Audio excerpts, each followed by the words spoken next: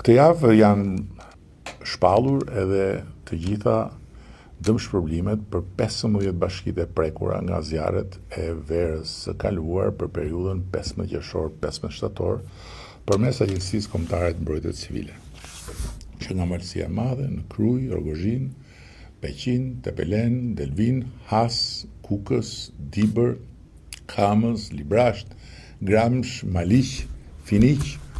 dhe Dropull, të gjitha këto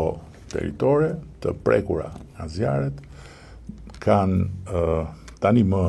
në dispozicion masën e përcaktuar të dëmshpërblimeve sipas dëmeve. Është bërë një punë shumë e detajuar dhe është krijuar më e rëndësishmja e gjithë korniza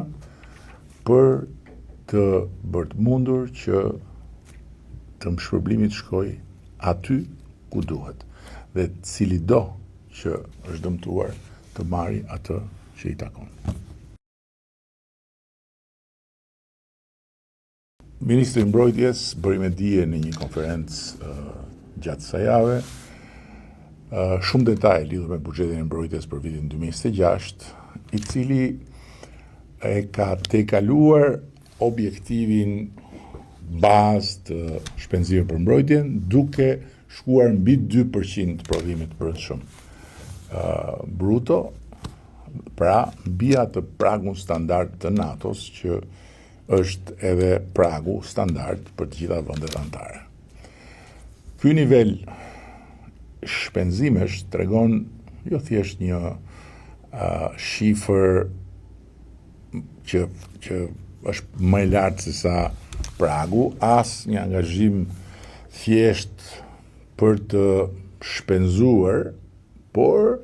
tregon edhe një qasje proaktive ndaj detyrimeve tona, jo vetëm ndërkombëtarisht, por edhe për të zhvilluar një industri të re të mbrojtjes. Është buxheti me investimin më serioz në mbrojtje historikisht, dhe këto përmasa financimi, struktura e financimit flasin për fillimin e një kthese strategjike afatgjatë, që nuk kufizohet më në blerje pajisjesh apo thjesht në modernizim përmes blerjeve, por synon ndërtimin e kapaciteteve të qëndrueshme ushtarake dhe industriale këtu në vend. Dhe kjo qasje lidhet me një bazë vendore të industrisë mbrojtjes,